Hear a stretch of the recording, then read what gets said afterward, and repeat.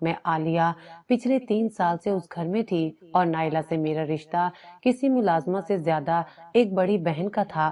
میں کچن کے دروازے سے لگی کھڑی یہ منظر دیکھ رہی تھی اور میرے دل میں خوف کا ایک سرد سمندر اترتا جا رہا تھا۔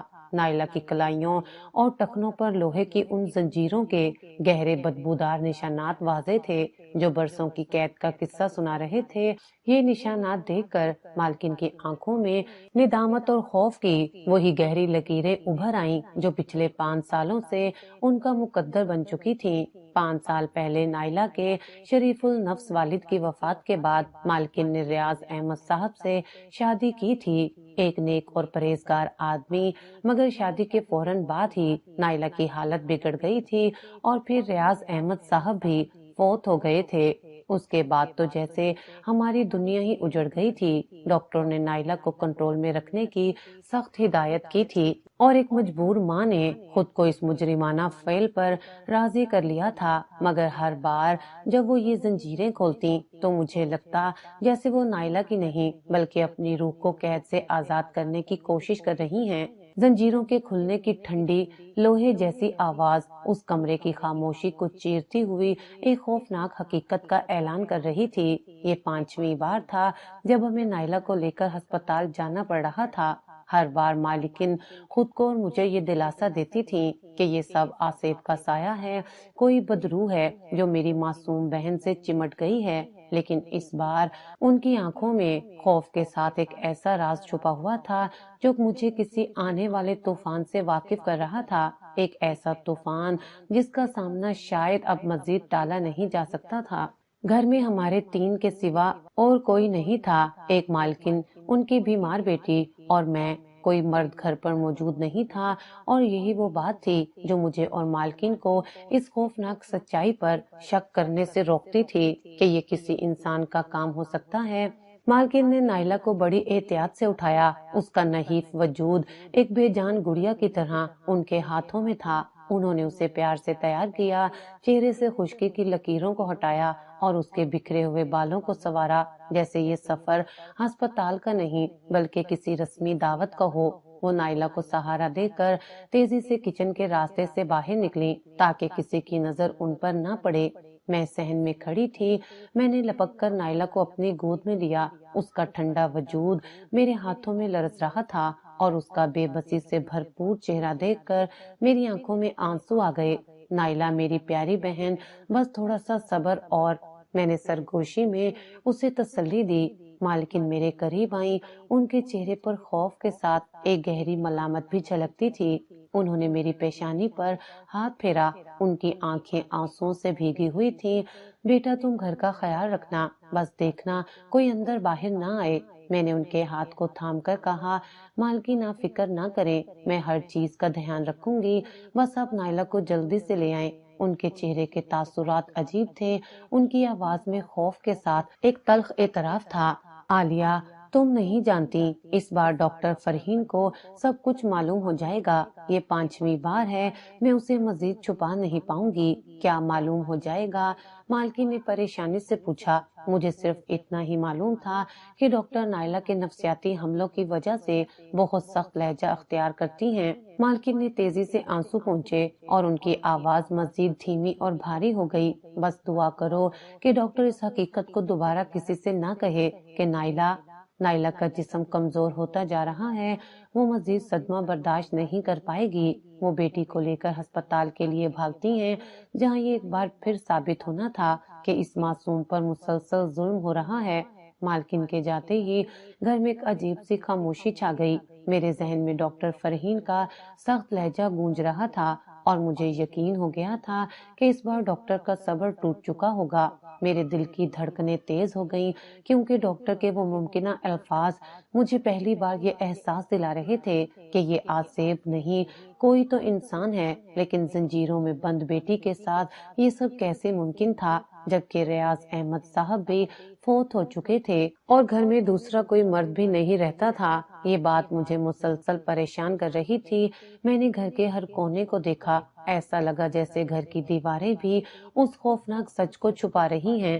میں کچن سے واپس آتے ہوئے نائلہ کے کمرے کے دروازے کے پاس رکی۔ दरवाजे पर बाहर की तरफ कोई कुंडी या कफल नहीं था और अंदर से जंजीरों के खुलने की आवाज आती थी। मुझे नहीं मालूम था कि नाइला को जंजीरों से कौन आजाद करता था। बस एक बात तय थी, नाइला की ये हालत इस बात का सबूत थी कि बदरूह नहीं बल्कि कोई जिंदा दरिंदा उस घर में आता जाता है, और ये बात सिर्फ मालकिन का आसेब का वहम उसे छुपा रहा था। मैंने दिल में फैसला किया, अगली बार सच जानना होगा, इससे पहले कि ये जुल्म मेरी मासूम बहन की जान ले ले। मालकिन जीनत बेगम के जाते ही घर की फिजा में एक अजीब सी दहशत छा गई। मुझे ऐसे लगा जैसे मैं किसी खौफनाक फिल्म का हिस्सा हूँ। मैंने नाइला को अपने पास बिठा लिया था।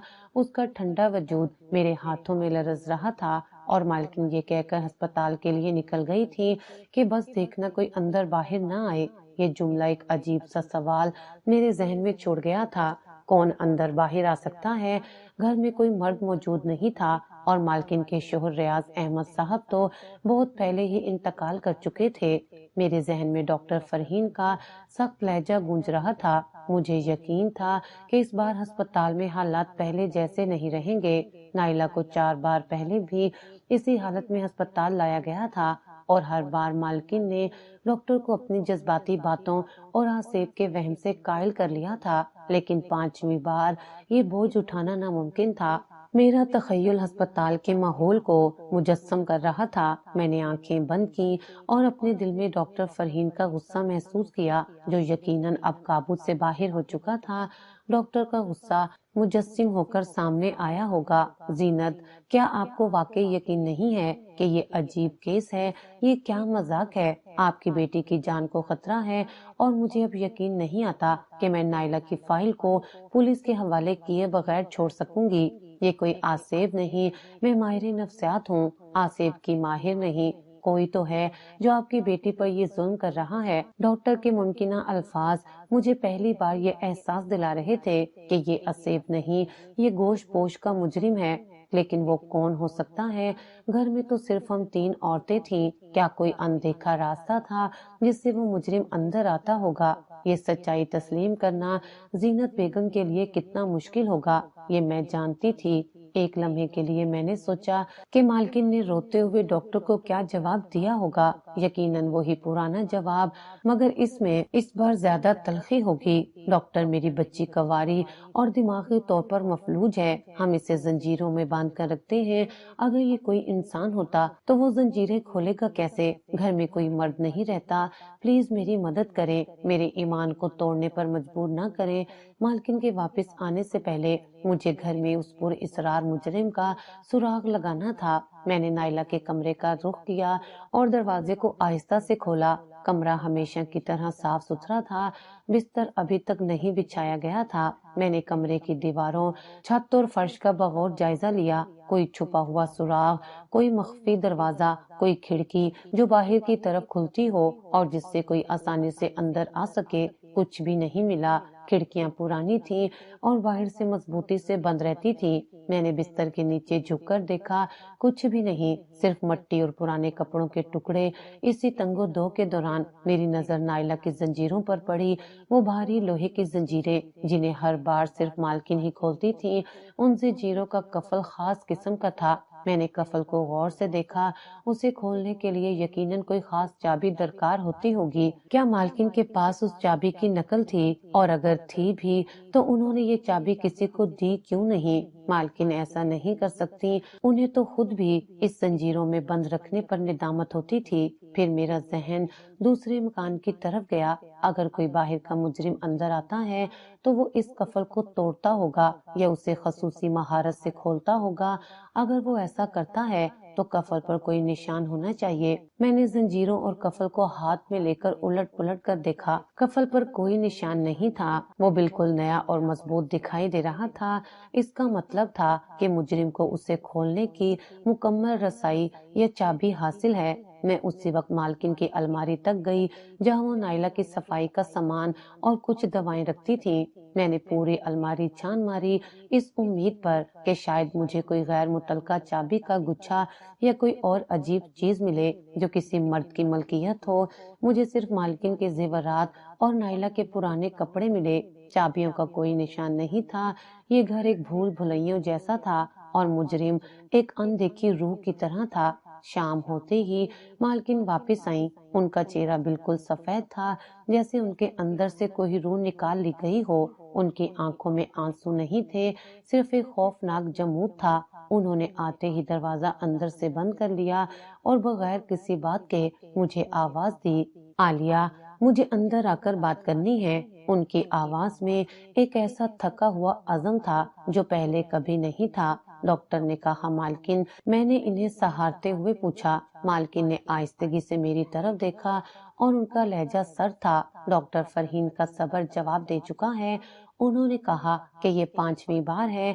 उन्होंने फाइल पुलिस के हवाले करने की धमकी दी थी, लेकिन मैंने उनसे 1 दिन की मोहलत ले ली है। क्या 1 दिन की मोहलत? हाँ, 1 दिन की। मैंने उनसे वादा किया है कि मैं आज रात उस मुजरिम को ढूंढ निकालूंगी। उन्होंने कहा है कि अब नाइला की जान को खतरा है और वो इस हमल को पिछली बारों की तरह जाया नहीं कर सकती। अगर ऐसा किया तो नाइला शायद मेज पर ही दम तोड़ जाए। मालकिन के ये अल्फाज मेरे लिए किसी धमाके से कम नहीं थे। 5 बार हमल जाया करना और अब छुपाना नामुमकिन, और नाइला की जान को खतरा। मालकिन ने मजबूती से मेरा हाथ पकड़ा।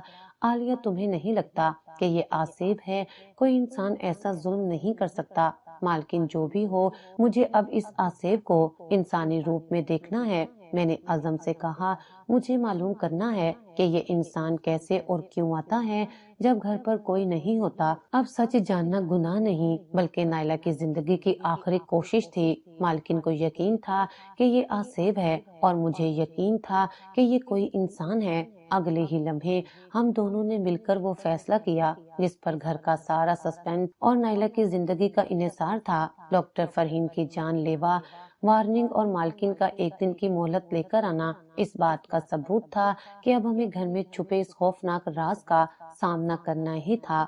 मालकिन जीनत बेगम, जो खौफ और ईमान की कश्मकश में थी, उनके करीब चली गई। मालकिन ने धीमी मगर पुरएतमाद आवाज में कहा, मैं जानती हूँ आप बहुत परेशान हैं, लेकिन सच्चाई को मानना पड़ेगा। मुझे नहीं लगता कि ये आसेब है। मालकिन ने एक लंबी सर्द सांस ली। उनका चेहरा अब भी सफेद पड़ा हुआ था, जैसे उनके अंदर से सारी तवानाई निचोड़ ली गई हो। तो क्या है आलिया? उनकी आवाज में बेबसी थी। मैंने अपनी बेटी को कभी नुकसान नहीं पहुंचाया। मैंने तो उसके लिए जंजीरें डाली कि आसिफ उसे मजीद ना चिमटे। उनके लहजे में गुस्सा नहीं, सिर्फ खौफ और शदीद इनकार था। तुम क्यों नहीं समझती? घर में कोई मर्द मौजूद नहीं है। रियाज अहमद साहब भी फौत हो चुके हैं। फिर ये सब मुमकिन कैसे है? मुझे नहीं मालूम कि इस जंजीर का कफल कैसे खुलता है। मैंने तो चाबी हमेशा खुद संभाल कर रखी है। मैंने उनकी बात को गौर से सुना। मालकिन, यही तो वो जगह है जहाँ सारा राज छुपा है। अगर कफल बगैर चाबी के नहीं खुलता तो आपने चाबी किसी को नहीं दी, तो ये आसेब नहीं, ये कोई बहुत होशियार इंसान है जो चाबी का कोई मुतबादिल रास्ता जानता है। मेरे जहन में एक ही ख्याल गर्दिश कर रहा था, कोई तो है जो हमें दिखाई नहीं देता और उसे इस घर के सारे राज मालूम हैं। तो फिर क्या करें? मालकिन ने जैसे आखिरी उम्मीद मुझ पर डाल दी। अगर हम पुलिस को बुलाते हैं तो नाइला का नाम बदनाम हो जाएगा। डॉक्टर ने जो कहा है वो होकर रहेगा। ये खबर बाहर नहीं जानी चाहिए, वरना हमारी इज्जत, हमारे खानदान का नाम, उनके लिए ये समाजी खौफ अब भी नाइला की जान से बड़ा था। मैंने दिल मजबूत किया, क्योंकि अब कोई दूसरा रास्ता नहीं था। मालकिन, सच जानना होगा, और वो भी खामोशी से।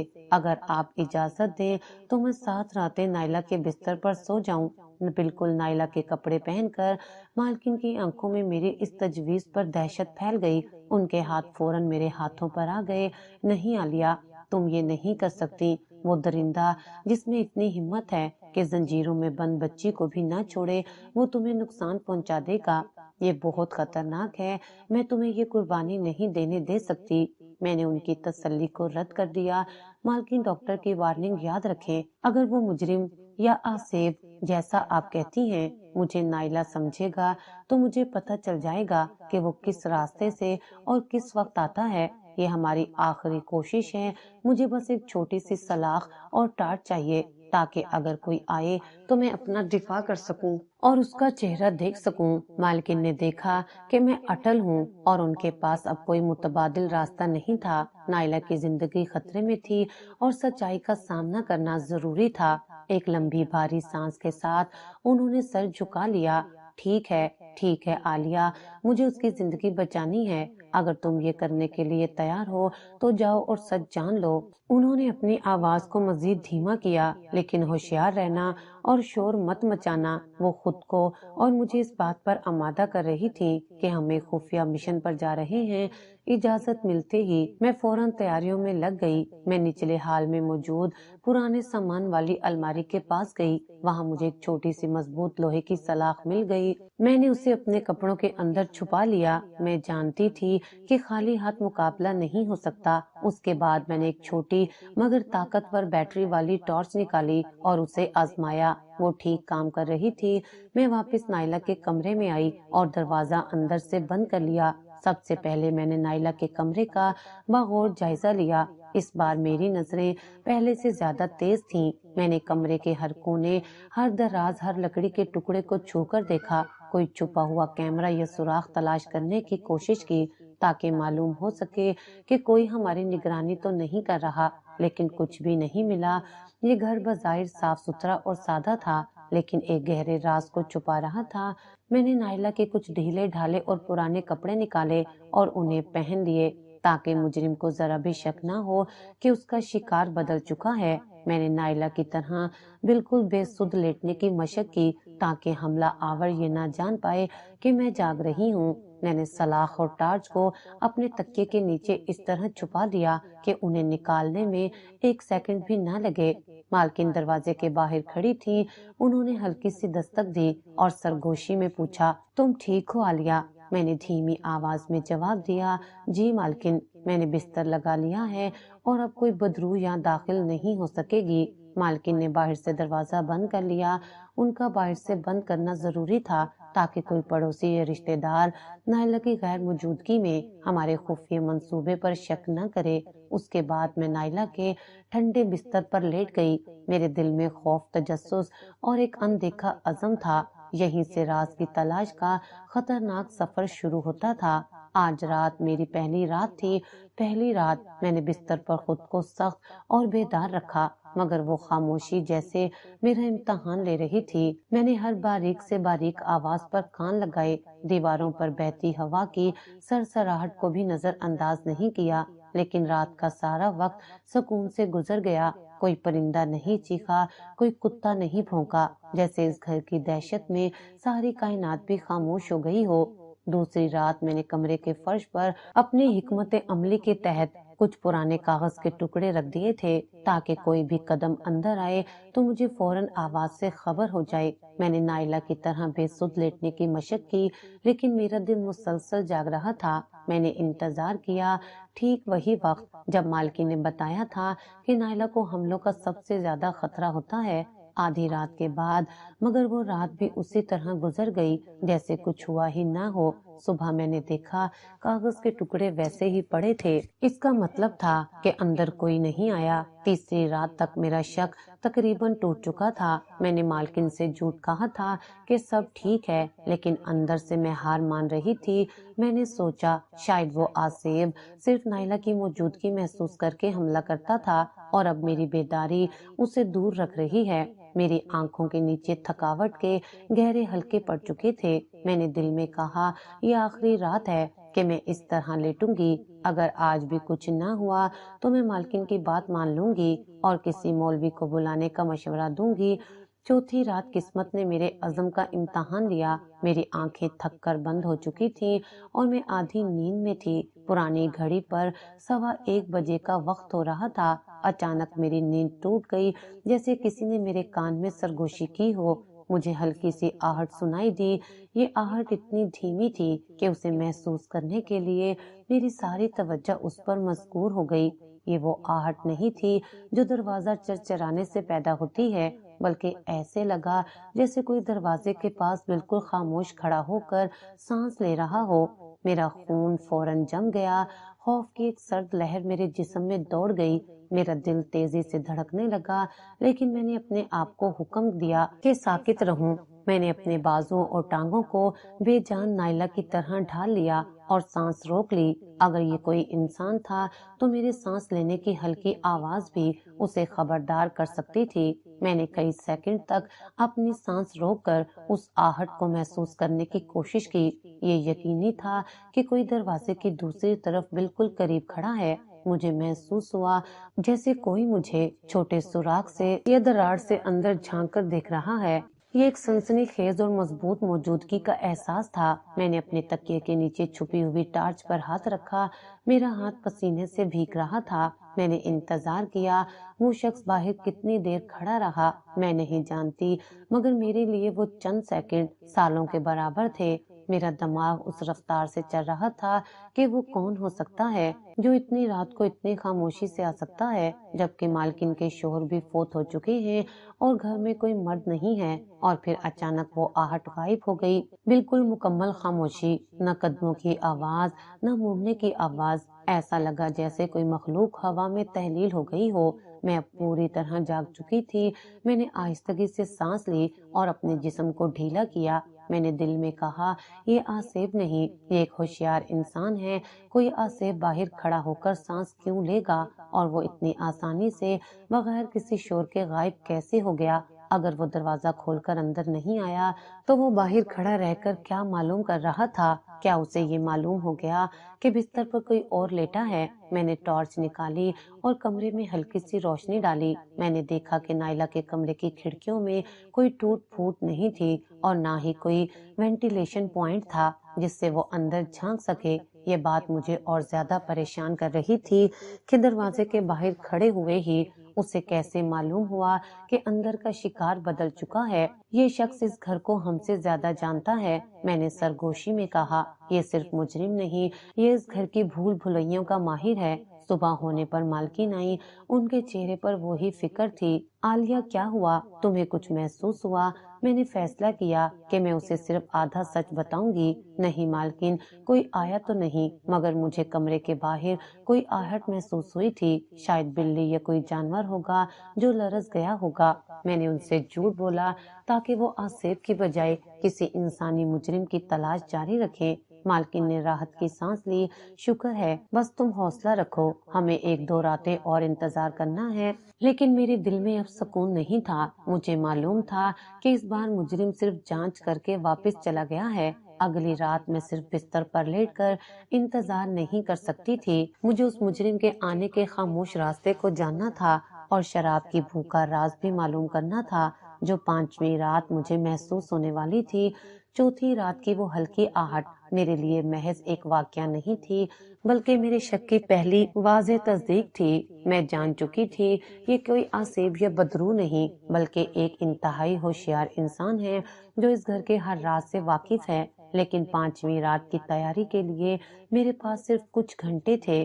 میری جسمانی تھکاوٹ اور ذہنی دباؤ اس حد تک پہنچ چکا تھا کہ میں مشکل سے ہی اپنے حواس پر قابو رکھ پا رہی تھی۔ میں نے بستر پر لیٹنے سے پہلے کمرے میں آٹے کی بجائے دروازے کے نیچے کی دراڑ پر ہلکے سے پرفیوم کا سپرے کر دیا تاکہ اگر مجرم قریب سے گزرے تو میں اس کے آنے یا جانے کا فرق واضح طور پر جان سکوں۔ میں نائلہ کے کپڑوں میں ملبوس تکیے کے نیچے ہتھیار چھپا کر لیٹ گئی۔ آج میری حکمت عملی تھی مکمل بے حسی۔ 5ویں رات دوبارہ وہی صبر آزما انتظار شروع ہوا۔ رات کے وقت کی گھڑی کی ٹک ٹک بھی مجھے ایک ہتھیار کی طرح محسوس ہو رہی تھی۔ میں نے ہر گزرتے لمحے پر کان لگائے، دروازے کے باہر سے آنے والی ہوا کے ہر جھونکے کو محسوس کرنے کی کوشش کی۔ رات کے 1 بجے سے لے کر 1:45 بجے تک، جب چوتھی رات وہ آہٹ مکمل ہوئی، مکمل خاموشی رہی۔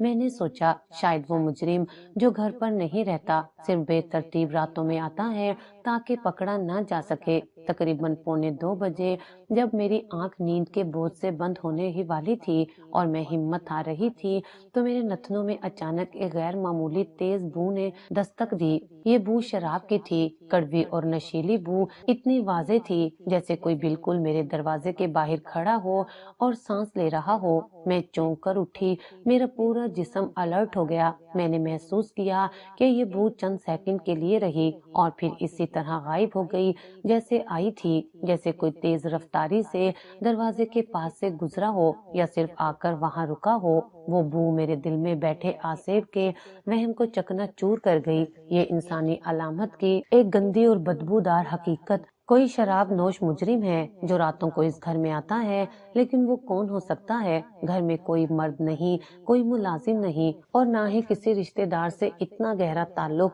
क्या ये वही शख्स था जो चौथी रात जायजा ले रहा था? क्या वो नशे में था जब वो नाइला के बिस्तर तक आने की कोशिश कर रहा था? ये सवालात मेरे जहन में बिजली की तरह दौड़ रहे थे। मैंने जल्दी से सांस ली, लेकिन अब हवा में सिर्फ मेरे लगाए हुए परफ्यूम की हल्की सी खुशबू थी। इसका मतलब था कि मुजरिम अब दूर जा चुका था। छठी रात मेरी हालत अजीब थी। मैंने कमरे में बिस्तर को छोड़कर एक कोने में छुपकर जागने की कोशिश की, ताकि अगर मुजरिम आए तो मैं उसे दरवाजे से दाखिल होते हुए या कफल को खोलते हुए देख सकूं। मैंने अपना हथियार सलाख तैयार रखा। मैंने रात भर इंतजार किया। मेरी आंखें कमरे के दरवाजे पर मस्कूर थीं, हर आहट को सुनने के लिए मेरे कान बेताब थे। मगर उस रात मुकम्मल खामोशी रही, ना कोई आहट, ना कोई बू और ना ही दरवाजे के पीछे से किसी साए का एहसास। ये खामोशी मुझे पहले से भी ज्यादा बेचैन कर गई। मुजरिम इतना होशियार था कि वो बेतरतीब अंदाज में आता था और मेरी बेदारी को महसूस करके 6 रातों में सिर्फ एक बार जायजा लेने आया। सुबह के वक्त मेरे जज्बाती शिकस्त वाज़ेह थी। मैंने खुद से कहा, अगर आज भी वो नहीं आया तो नाइला का इलाज किसी मौलवी से ही कराना पड़ेगा। शायद वो आसिफ इतना होशियार है कि मेरी इंसानी मौजूदगी को महसूस करके रुक जाता है। उसी वक्त मालकिन मेरे कमरे में आई। वो कल की खामोशी से मुतमईन थी। उन्होंने मुझे देखा। मेरे चेहरे पर गहरी थकावट थी। आलिया, उन्होंने दुखी आवाज में कहा, बस करो, मुझे मालूम है तुमने बहुत कोशिश की है, लेकिन देखो, कोई इंसान इतना जालिम नहीं हो सकता कि जंजीरों में बंद बच्ची को मुसलसल निशाना बनाए। वो जिन्नात है और वो तुम्हारे जागते हुए हमला नहीं करेगा। मालकिन की आंखों में अब ईमान का यकीन था, उनका मजहबी यकीन कि ये कोई इंसान नहीं बल्कि आसेब है उनके दिल को सुकून दे रहा था। वो नहीं चाहती थी कि उनका शोहर रियाज अहमद साहब जो फोत हो चुके थे की इज्जत खराब हो या उनके खानदान पर कोई दाग लगे। अभी हमें किसी मौलवी को बुलाना चाहिए। वो तावीज और दम से इस आसेब को निकाल देगा और नाइला की जान बच जाएगी। मालकिन ने एक आखिरी तजवीज दी। मैंने उनके हाथ को मजबूती से पकड़ा। शराब की बू और आहट का राज मेरे अंदर चीख रहा था। मैं जानती थी कि ये आसेब नहीं, ये कोई इंसान है जो घर पर नहीं रहता मगर उसके राज जानता है। मालकिन, मैंने अज़म से कहा, सिर्फ एक रात और, आज रात आखिरी रात है। मैं आज पूरी तरह बेसुध होकर लेटूंगी, बिल्कुल नायला की तरह। अगर आज रात वो आया तो सच बाहर आएगा, वरना मैं आपकी बात मान लूंगी और हम मौलवी साहब को बुला लेंगे। मैंने अपने अंदर की सारी हिम्मत जमा की और ये आखिरी शर्त कबूल कर ली। मुझे मालूम था कि अब पीछे हटने का कोई रास्ता नहीं था। 7वीं रात या तो सच्चाई सामने आती या फिर नायला की जिंदगी का मामला हमेशा के लिए आसेब के पर्दे के पीछे छुप जाता। मैंने मालकिन को कायल कर लिया था कि मैं 7वीं रात अपनी आखिरी कोशिश करूंगी। मालकिन अब मुकम्मल तौर पर हार मान चुकी थी और वो इंसानी मुजरिम की बजाय आसिफ के वजूद पर यकीन कर चुकी थी। मुझे खुद को नाइला की तरह मुकम्मल बेसुध साबित करना था ताकि मुजरिम को यकीन हो जाए कि उसका शिकार वापस आ चुका है। मैं नाइला के बिस्तर पर लेट गई। मेरे हाथ में टार्च और सलाख तकिए के नीचे तैयार रखी थी। मैंने अपनी सांसें धीमी कर ली और खुद को मुकम्मल तौर पर पुरसुकून कर लिया। मेरे जहन में सिर्फ एक ही ख्याल था, सच्चाई। मुझे हर हाल में उस शराब नोश चुपके से आने वाले दरिंदे को बेनकाब करना था। रात की खामोशी मेरे लिए एक आजमाइश बन गई। रात के 12 बजे, फिर 12:30 मैंने महसूस किया कि मालकिन भी अपने कमरे में जाग रही थी। उनकी हल्की खांसी बाहर से सुनाई दे रही थी और शायद इस इंतजार में थी कि कब मैं हार मान लूंगी और वो मौलवी को बुला लें। ठीक 1 बजे मेरे कानों ने वो आवाज सुनी जिसका मैं 6 रातों से इंतजार कर रही थी। दरवाजा बहुत आहिस्तगी से चिरचिराता है। ये आवाज इतनी धीमी थी कि आम हालत में कोई उसे सुन नहीं सकता था। मैंने अपने जिस्म को साकित कर लिया और आंखें बंद कर ली। मैंने अपने आप को याद दिलाया, ये आसेब नहीं, इंसान है। मैंने महसूस किया कि दरवाजे के खुलने से अंदर आने वाली ठंडी हवा मेरे चेहरे से टकराई। ये ठोस सबूत था कि कोई अंदर दाखिल हो चुका है। میں نے بند آنکھوں سے محسوس کیا کہ ایک سیاہ لمبا سایہ آہستہ آہستہ میرے بستر کی طرف بڑھ رہا ہے۔ وہ چلتے ہوئے کوئی آواز نہیں کر رہا تھا، جیسے اسے معلوم ہو کہ کہاں قدم رکھنا ہے۔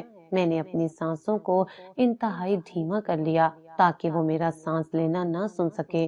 یہ سایہ بالکل خاموشی سے میرے سرہانے رک گیا۔ مجھے محسوس ہوا کہ کوئی مضبوط اور سرد وجود بالکل میرے اوپر جھکا ہوا ہے۔ پھر میں نے ایک گرفت محسوس کی، ایک طاقتور ہاتھ میری کلائیوں پر پڑی جیسے میرے زخموں کو جانچ رہا ہو، اور پھر وہ ہاتھ میرے بالوں میں نرمی سے پھیرنے لگا۔ وہ درندہ عین اسی وقت میرے بالکل قریب تھا اور اس کے سانس کی شراب کی بو میرے نتنوں سے ٹکرائی، وہی بو جو مجھے 5ویں رات محسوس ہوئی تھی۔ مجھے معلوم تھا کہ اب آخری لمحہ آ چکا ہے۔ میں نے اپنی ساری طاقت اور عزم جمع کیا اور میری چیخ نکلتے نکلتے رہ گئی۔ اس سے پہلے کہ وہ مزید کوئی حرکت کرتا، میں نے جھپٹ سے اپنا ہاتھ تکیے کے نیچے سے نکالا اور ٹارچ کا رخ سیدھا اس سائے کے چہرے کی طرف کر کے بٹن دبا دیا۔ کمرے میں اچانک تیز روشنی پھیل گئی اور میں نے خوف اور شدید حیرت سے آنکھیں کھول لیں۔ میرے سامنے مالکن کا سابقہ شوہر ریاض احمد نشے میں دھت کھڑا تھا۔ اس کا چہرہ سوجا ہوا تھا، آنکھیں سرخی مائل تھیں اور اس کے چہرے پر خوفناک حیرت کا عالم تھا۔ وہی شخص جو کئی سال پہلے فوت ہو چکا تھا۔ میری چیخ گلے میں ہی اٹک گئی۔ ریاض احمد! میرا دل زور سے دھڑکا۔ میں نے فوراً دیکھا کہ اس کے ہاتھ میں ایک چمکتا ہوا چابیوں کا گچھا تھا، وہی گچھا جو نائلہ کی زنجیروں کے قفل سے مطابقت رکھتا تھا۔ وہ گچھا اس بات کا ٹھوس ثبوت تھا کہ وہ شخص جو گھر میں نہیں رہتا تھا، راتوں کو چپکے سے آتا، نائلہ کو زنجیروں سے کھولتا، ظلم کرتا اور پھر اسے باندھ کر واپس چلا جاتا تھا۔ یہی وہ آصف تھا جس کا خوف مالکن کو تھا۔ ریاض احمد گھبراہٹ میں پیچھے ہٹنے لگا۔ اس کی ٹانگیں نشے کی وجہ سے لڑکھڑا رہی تھی۔ اس نے غصے سے ٹارچ چھیننے کی کوشش کی، مگر میں نے فوراً ٹارچ نیچے رکھ دی اور بستر کے نیچے سے سلاخ نکال لی۔ تم تو فوت ہو چکے تھے، میں نے کانپتی ہوئی آواز میں کہا۔ وہ لڑکھڑایا۔ تم کون ہو؟ نائلہ کہاں ہے؟ میں نے سلاخ کو اس کی طرف تانتے ہوئے کہا۔ میں عالیہ ہوں اور میں تمہارا انتظار کر رہی تھی۔ نائلہ محفوظ ہے۔ تم یہاں کیا کر رہے تھے؟ تم کیوں اس معصوم پر یہ ظلم کرتے رہے ہو؟ اسی وقت دروازے کی ہلکی سی دراڑ جو بند ہونے سے رہ گئی تھی، وہاں سے ایک دوسرا چہرہ جھانکا۔ یہ مالکن زینت بیگم تھی، جو میری چیخ نکلتے نکلتے رہ جانے کی آواز سن کر ڈر کے مارے یہاں تک آ گئی تھی۔ روشنی میں انہوں نے اپنے فوت شدہ شوہر کو اپنی نوکرانی کے سامنے نشے میں زنجیروں کی چابیوں کے ساتھ کھڑے دیکھ لیا۔ وہ ایک لمحے کے لیے ساکت رہ گئیں، جیسے اس کا دماغ اس حقیقت کو تسلیم کرنے سے انکار کر رہا ہو۔ پھر ان کے منہ سے ایک زوردار چیخ نکلی جو ان کے 5 سال کے ٹوٹتے ہوئے ایمان، ان کی بیٹی پر ہوئے ظلم اور ان کے شوہر کی موت کے جھوٹ کی آواز تھی۔ ریاض، تم زندہ ہو! مالکن کی چیخ میں خوف، غصہ اور شدید ندامت شامل تھی۔ ریاض احمد نے مالکن کو دیکھ کر فرار ہونے کی کوشش کی، مگر میں نے فوری طور پر آگے بڑھ کر سلاخ سے اس کے پاؤں پر وار کیا، جس سے وہ لڑکھڑا کر زمین پر گر گیا۔ چابیوں کا گچھا فرش پر بجتا ہوا دور جا گرا۔ مالکن اندر داخل ہوئی۔ ان کی آنکھوں میں اب خوف نہیں بلکہ بدلے کی آگ تھی۔ ان کا سارا وہم، ان کا سارا یقین کہ یہ آصف تھا، اس لمحے ٹوٹ چکا تھا۔ وہ میرے پاس آئیں اور ہم دونوں نے مل کر اس مجرم کو فرار ہونے سے روکا۔ مالکن نے مجھ سے کہا، اسے باندھ دو عالیہ، اسی زنجیر سے باندھ دو جس سے اس نے میری بیٹی کو باندھے رکھا تھا۔ ان کا لہجہ سرد اور فیصلہ کن تھا۔ یہ سچائی کا وہ دھماکہ تھا جو اب انصاف کی طرف لے جانے والا تھا۔ کمرے میں خوف اور غصے کی لہریں چھا گئی تھیں۔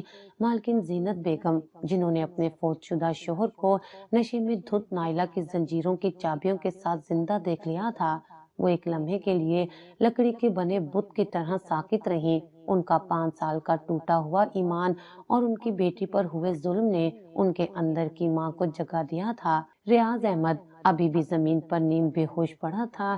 میری سلاخ کا وار اور نشے کا اثر اسے ہلنے نہیں دے رہا تھا۔ مالکی نے اپنے تمام غصے اور ٹوٹے ہوئے بھروسے کی طاقت کو جمع کیا اور اس کے سوجے ہوئے نشے میں ڈوبے چہرے پر ایک زوردار تھپڑ مارا۔ تھپڑ کی آواز کمرے کی خاموشی کو چیر گئی۔ तुम फोत नहीं हुए थे। तुमने मेरी बच्ची को, मेरी इज्जत को यूं दागदार किया क्यों? मालकिन के गले से सिसकियों की बजाय गुस्से की आवाज निकली। आलिया ने फौरी तौर पर अमल किया। मैंने जमीन पर गिरे हुए चाबियों के गुच्छे को उठाया। वो चांदी की चमकती हुई चाबियां इस बात का वाज़ेह सबूत थी कि यही वो खफकी जरिया था जिससे वो दरिंदा हर बार नाइला को जंजीरों से आजाद करता था। मैंने रियाज अहमद की जानिब देखा जो अब होश में आने की कोशिश कर रहा था। मैंने सलाख से उसके बाजुओं पर एक और वार किया ताकि वो मजीद मजामत न कर सके। मालकिन ने मेरी तरफ देखा। उनकी आंखों में शुक्रगुजारी और शदीद गम का इम्तजाज था। आलिया, तुमने मेरी बेटी की इज्जत बचाई है। ये जिंदा नहीं बचना चाहिए। उनका फैसला हतमी था। मैं जानती थी कि उस वक्त जज्बाती होना बेकार है। मैं फौरन नाइला के कमरे की तरफ भागी जहाँ वो भारी लोहे की जंजीरें एक कोने में पड़ी थीं। वही जंजीरें जिन्हें मालकिन ने नाइला को असेब से बचाने के लिए पहनाई थीं। वही जंजीरें अब असल मुजरिम का तोप बनने वाली थीं। मैं जंजीरें लेकर वापस आई। हम दोनों ने मिलकर उस नशे में धुत गद्दार को फर्श पर घसीटा। जीनत बेगम ने अपने हाथ से वही भारी जंजीरें ली और उनके हाथ पांव में उस सख्ती से कस दी कि अब वो हिल भी नहीं सकता था। जब वो आखिरी कफल बंद कर रही थी तो उनके चेहरे पर एक अजीब सी सर्द तस्कीन थी। जंजीरें बांधने के बाद मालकिन ने मेरी तरफ देखा और अब उनके अंदर एक सियासी अज़म जाग उठा था। आलिया, तुम फौरन मेरी सहेली की बेटी डीएसपी आयशा को फोन करो। मालकिन, पुलिस? मैंने घबराकर पूछा। हाँ पुलिस, लेकिन मुकम्मल राजदारी से। मैं नहीं चाहती कि ये खबर बाहर जाए कि रियाज अहमद जिंदा है और उसने मेरी बेटी के साथ ये जुल्म किया। नाइला की इज्जत दागदार हो जाएगी। ये काम चुपके से होगा। मालकिन ने फोन खुद लिया और आयशा को फोन किया। मैंने उनकी गुफ्तगू सुनी। वो बड़े मोहतात अंदाज में बात कर रही थी। उन्होंने आयशा को बताया कि उनके घर में एक बाहर का शख्स घुस आया है जिसने नाइला पर जिनसी हमला करने की कोशिश की और उन्होंने उसे बांध दिया है। उन्होंने आयशा से खानदान की इज्जत की खातिर राजदारी का वादा लिया और इस बात पर जोर दिया कि ये सब खामोशी से होता, कि घर के बाहर कोई शोर ना हो। तकरीबन 1 घंटे बाद डीएसपी आयशा अपनी टीम के साथ इंतहाई खामोशी से घर के पिछले दरवाजे से दाखिल हुई। उन्होंने रियाज अहमद की हालत देखी और वो फौरी तौर पर समझ गईं कि मामला घर का अंदरूनी राज है। आयशा ने रियाज अहमद को जंजीरों में जकड़ा हुआ था और मालकिन की हालत देखकर अंदाजा लगा लिया कि सूरत हाल कितनी खौफनाक है। रियाज अहमद को खामोशी से एक अनदेखी गाड़ी में डालकर पिछले दरवाजे से ले जाया गया। किसी को कानो कान खबर न हुई। मालकिन ने आयशा को जंजीरों की चाबियां और मेरी शहादत भी दी, जिसमें मैंने आहट, बू और चाबियों के गुच्छे की गवाही दी। अगले कई दिनों तक घर पर एक अजीब सी मौत की सी खामोशी छाई रही।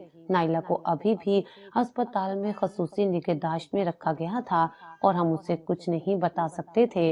मालकिन और मैंने घर की सारी सफाई की। कमरे की दीवारों से उस खौफनाक रात के बदबूदार निशानात मिटाए। मालकिन एक टूटे हुए इंसान की तरह थी। उनका झूठा सच अब एक तल्ख हकीकत बन चुका था। कुछ दिन बाद आयशा का फोन आया। मालकिन ने मुझसे कहा कि मैं भी फोन सुनूं। आयशा ने फौरन बात की। जीनत खाला, आपकी गवाही और आलिया की मदद से केस बहुत मजबूत हो गया। रियाज अहमद ने अपना जुर्म तस्लीम कर लिया है। वो कई साल पहले घर छोड़कर नहीं गया था, बल्कि एक मख्फी रास्ता बनाकर रातों को आता जाता था। उसे इस घिनौने जुर्म की पादाश में कैद बामुशक्कत की सख्त सजा हुई है और वो अपने अंजाम को पहुंच चुका है। इंसाफ हो चुका था, मगर मालकिन की आंखों में कोई खुशी नहीं थी। सच्चाई का इंकशाफ हो चुका था, लेकिन नाइला की जिंदगी अभी भी खतरे में थी। डॉक्टर की वार्निंग अब भी हमारे दिलों में मौजूद थी कि अब नाइला को हमल जाया कराने से जान का खतरा हो सकता है। घर में अब भी वो दागदार माहौल मौजूद था जो शायद कभी साफ ना हो सके। मालकिन ने अपने हाथ से नाइला के कमरे की जंजीरें और कफल हटा दिए और मुझसे कहा कि मैं उन्हें हमेशा के लिए कहीं दफन कर दूं। वो जानती थी कि वो जंजीरें नाइला का तोक नहीं थी, बल्कि उनकी गलत फहमी और खौफ का निशान थी। अब एक नया सफर शुरू होने वाला था, गुमशुदगी का सफर, ताकि नाइला की इज्जत और इस घर का दाग छुपाया जा सके। रियाज अहमद को उसके भयानक जुर्म की पादाश में सजा मिल चुकी थी, मगर हमारे घर पर छाया हुआ निदामत का बादल अभी तक छटा नहीं था। मालकिन जीनत बेगम بیگم کے لیے انصاف ملنا سکون کا باعث نہیں بنا، بلکہ یہ انہیں ایک نئے روحانی کرب میں مبتلا کر گیا۔ انہیں محسوس ہوتا تھا جیسے ان کی غلط فہمی آصف کے وہم کی وجہ سے خدا نے ان سے انصاف دلانے کی قیمت وصول کی ہو۔ ان کی خاموشی اور سرد رویہ بتا رہا تھا کہ وہ اندر ہی اندر سے ٹوٹ چکی ہیں۔ ڈاکٹر فرحین کی وارننگ کے مطابق نائلہ کا حمل اب ضائع نہیں کیا جا سکتا تھا، کیونکہ اس کی نازک صحت مزید صدمہ برداشت نہیں کر سکتی تھی۔ ہمیں مجبوری میں اس حمل کو دنیا سے چھپاتے ہوئے آگے بڑھانا پڑا۔ نائلہ کی کمزوری دیکھ کر میرے دل میں ہر وقت ایک خوف بیٹھا رہتا تھا۔ میں نے اور مالکن نے نائلہ کی دیکھ بھال کی، لیکن مالکن اب نائلہ کی طرف نظر اٹھا کر دیکھ بھی نہیں سکتی تھی۔ انہیں ہر وقت یہ احساس ہوتا تھا کہ یہ سب ان کی غلطی کی وجہ سے ہوا ہے۔ 9 ماہ کا انتظار ایک صدی سے زیادہ طویل تھا۔ ہر گزرتے دن کے ساتھ نائلہ کی صحت گرتی جا رہی تھی۔ پھر ایک سرد اور تاریک رات وہ وقت آیا جب نائلہ دروازے میں چیخ اٹھی۔ ہم دونوں مالکن اور میں گھر پر تھے اور نائلہ کی حالت تیزی سے بگڑ رہی تھی۔ زچگی کا عمل بہت طویل اور تکلیف دہ تھا اور نائلہ کی چیخیں اب کمرے کی دیواروں سے ٹکرا کر واپس آ رہی تھی۔ مالکن کی آنکھوں میں شدید بے بسی اور ندامت تھی۔ وہ مسلسل موت کی دعا کر رہی تھی، یا تو اپنی یا پھر اس بچے کی۔ صبح کے قریب زچگی کا عمل مکمل ہوا، مگر نتیجہ اتنا خوفناک تھا کہ ہمارے سارے حوصلے ٹوٹ گئے۔ بچہ مردہ پیدا ہوا۔ وہ لمحات میرے لیے کسی قیامت سے کم نہیں تھے۔ ایک تو نائلہ کا غم اور دوسرا اس مظلوم معصوم کا یہ انجام۔ نائلہ خود بھی اس شدید صدمے کے بعد ہوش میں نہیں آئی۔ مالکن بالکل ٹوٹ گئی۔ انہیں لگا جیسے قدرت نے ان کی آخری امید بھی چھین لی ہو۔ نائلہ کو فوراً ہسپتال منتقل کیا گیا، مگر اب وہ ہوش میں نہیں تھی۔ اس کا جسم جواب دے چکا تھا۔ زینت بیگم نے ایک سخت فیصلہ لیا۔ انہوں نے ہسپتال کے عملے کو مکمل رازداری رکھنے کی تاکید کی اور فیصلہ کیا کہ نائلہ کی عزت اور اس گھر کے داغ کو دنیا سے چھپایا جائے۔ انہوں نے اپنا نام بدلا اور مجھے اپنے ساتھ لے کر اس بڑے شہر کو چھوڑ کر ایک دور دراز گمنام پہاڑی گاؤں میں رہنے کا فیصلہ کیا۔ وہ کہتی تھی کہ عالیہ اب ہم یہاں نہیں رہ سکتے۔ اس گھر کی دیواروں سے نائلہ کی چیخیں آتی ہیں اور میری غلطی کی بدبو۔ ہم پہاڑی گاؤں میں جا کر ایک چھوٹی سی جگہ کرائے پر لے کر رہنے لگے۔ میں نے نائلہ کی دیکھ بھال کی، اسے ہر طرح سے محبت دی، لیکن بچے کا صدمہ اور اس پر گزرے ظلم کا بوجھ اس کے دل سے نہیں ہٹ سکا۔ کچھ عرصے بعد نائلہ غم کے بوجھ تلے دنیا سے رخصت ہو گئی۔ نائلہ کی موت نے مالکن کے اندر کی بچی ہوئی امید کو بھی ختم کر دیا۔ وہ بالکل خاموش ہو گئی، نہ کھاتی نہ پیتی تھی۔ وہ ہر وقت یہی کہتی، اگر میں نے انسانی ظلم کو پہچان لیا ہوتا تو آج میری بچی زندہ ہوتی۔ یہ آصف نہیں، میری اندھی آنکھ تھی جو میری بچی کو کھا گئی۔ کچھ ہی عرصے بعد نائلہ کے غم اور اس خوفناک راز کے بوجھ تلے مالکن زینت بیگم بھی دم توڑ گئیں۔ ان کی موت سے کچھ دن پہلے انہوں نے مجھے بلایا اور کہا، عالیہ تم میری بیٹی سے بڑھ کر ہو، تم نے نائلہ کے لیے اپنی جان خطرے میں ڈالی، میں تمہیں خالی ہاتھ نہیں جانے دوں گی۔ انہوں نے قانونی وصیت کروائی اور یہ گھر، تمام جائیداد اور زیورات عالیہ کے نام کر دیے۔ وہ مجھے اپنا وارث اور سچی بیٹی بنا گئی۔ آج کئی سال بیت چکے ہیں، میں واپس اسی شہر میں آ چکی ہوں اور اسی گھر میں رہ رہی ہوں جہاں میں کبھی نوکرانی تھی اور اب مالکن ہوں۔ میں ایک مالدار عورت ہوں، لیکن میرے دل میں وہ خوف اور وہ پرانے زخم آج بھی تازہ ہیں۔ گھر کی ساری صفائی ہو چکی ہے، ریاض احمد اپنے انجام کو پہنچ چکا ہے، نائلہ کو اب سکون مل چکا ہے اور مالکن بھی اپنے غم سے آزاد ہو چکی ہیں، لیکن یہ گھر اب بھی دہشت کا گہوارہ ہے۔ میں اب ہر رات اسی کمرے میں سوتی ہوں اور جیسے ہی رات کے ٹھیک 1 بجتے ہیں مجھے ایک عجیب سا احساس ہوتا ہے۔ میں کبھی اپنے آپ کو یہ یقین نہیں دلا پائی کہ وہ دہشت کا داغ اس گھر سے چلا گیا ہے۔ رات کے 1 بجے مجھے آج بھی محسوس ہوتا ہے جیسے دروازہ آہستہ سے چرچرا رہا ہو، جیسے کوئی سیال لمبا سایہ بالکل آہستہ سے چلتا ہوا میرے بستر کے سرہانے رک گیا ہو۔ مجھے سانس لینے کی کوئی آواز نہیں سنائی دیتی، نہ شراب کی بو آتی ہے، مگر وجود کا احساس ہوتا ہے، بالکل وہی سرد اور طاقتور موجودگی جو میں نے اس خوفناک 7ویں رات محسوس کی تھی۔ یہ احساس مجھے بار بار یاد دلاتا ہے کہ وہ راز اور وہ خوف اس گھر سے کبھی نہیں جائے گا۔ اب یہ میرا دائمی داغ بن چکا ہے، میرے ورثے کا حصہ۔